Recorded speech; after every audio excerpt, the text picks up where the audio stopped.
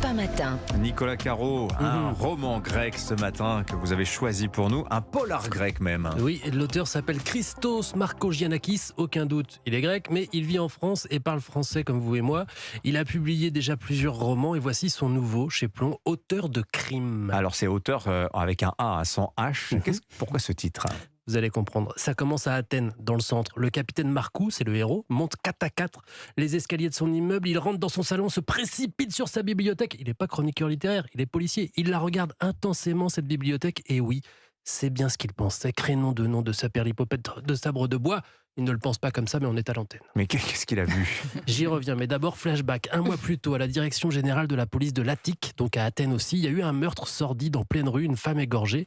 Puis un autre, cette fois à domicile, une femme encore et l'appartement est sans dessus dessous. L'assassin s'est acharné sur la victime manifestement.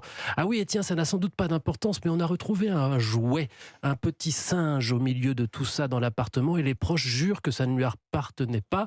Ça n'a pas d'importance, mais si je vous en parle, il y a sans doute un fil à tirer. Et effectivement, ce singe, il fait penser à une nouvelle de Stephen King, par exemple. Un petit singe à cymbales, vous savez, un petit jouet inoffensif, un peu vieillot. Dans la nouvelle de King, c'est le singe qui tue tout le monde, mais on est dans la réalité, là. Tiens, un autre meurtre fait penser à une enquête d'Agatha Christie. Et puis un autre encore au double assassinat dans la rue Morgue d'Edgar Allan Poe. Et si, se demande Marcou, et si tous ces crimes, parce qu'il y en a eu d'autres, étaient inspirés de romans. Et si, voilà ce qu'il est venu vérifier dans sa bibliothèque personnelle. Et si en plus de ça, le tueur commettait les crimes dans l'ordre où sont classés les livres du capitaine Marcou chez lui. Énorme. Pitch super, bien maîtrisé. Et en plus, Christos Markogiannakis a une formation de criminologue. Donc tout est vraisemblable, c'est très bien fait. Ça donne un roman policier du genre whodunit qui a fait le coup. Très très bon. À l'ancienne, Agatha Christie. Ça a l'air haletant. Auteur de crime, ça s'appelle, donc c'est chez Plomb, Christos Markogiannakis. Pas facile comme nom à orthographier. Merci Nicolas. Laurie Chollet va les sorties ciné de la semaine et le retour, on commence par lui, d'un réalisateur qui avait marqué le Festival de Cannes. Et oui, Robin Campillo qui avait réalisé le bouleversant, on s'en souvient tous, 120 battements par minute, grand prix du jury au Festival de Cannes en 2017 et qui revient avec L'Île Rouge où il s'inspire de ses propres souvenirs d'enfance. Alors on suit l'histoire de Thomas qui a 10 ans, qui vit avec ses parents dans une base militaire éloignée de tout sur l'île de Madagascar.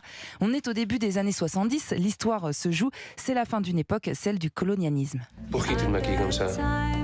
Arrête un peu. Moi j'aime bien vous regarder. Je sais, t'as toujours l'œil qui traîne. Tu me regardes dans des moments où on se croit seul, ou alors dans des moments où on n'a pas envie d'être regardé.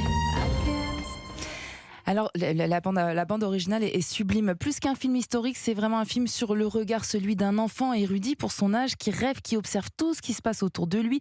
Il lit beaucoup, il voit des films, il espionne ses parents aussi, des parents en crise. Nadia Tereskevich, César du meilleur espoir féminin cette année, joue le rôle de sa maman, une femme libre, une femme sublime. C'est un film très fort, tous les acteurs sont merveilleux. Il y a des paysages absolument magnifiques, c'est sensible, c'est envoûtant, c'est très réfléchi avec cette dimension politique. Voilà, L'Île Rouge, donc signé Robin Campillo. Pour toute la famille, le retour de l'homme araignée également. C'est le film d'animation à ne surtout pas manquer, Spider-Man Across the Spider-Verse. C'est un nouvel opus qui marque la suite de Spider-Man New Generation qui avait remporté l'Oscar et le Golden Globe du meilleur film d'animation en 2019. Et ce qui est génial avec cette adaptation, c'est qu'elle donne un nouveau souffle à Spider-Man. C'est une suite, le héros il s'appelle Miles Morales, c'est un adolescent noir du quartier de Brooklyn à New York qui s'aventure aux quatre coins de l'univers pour explorer ce fameux multiverse. C'est le nom pour désigner toutes les réalités alternatives de notre monde. Et il y a des dizaines, des centaines de Spider-Man, c'est ça ? Exactement. Tu veux tirer d'ici ? Où que tu ailles désormais, promets-moi de prendre soin de ce petit garçon pour moi. Et vous avez adoré l'image, la scénographie, je sais pas comment on dit. Oui, je vous encourage à regarder la bande-annonce. Non, c'est vrai, c'est l'image, les dessins qui sont sublimes.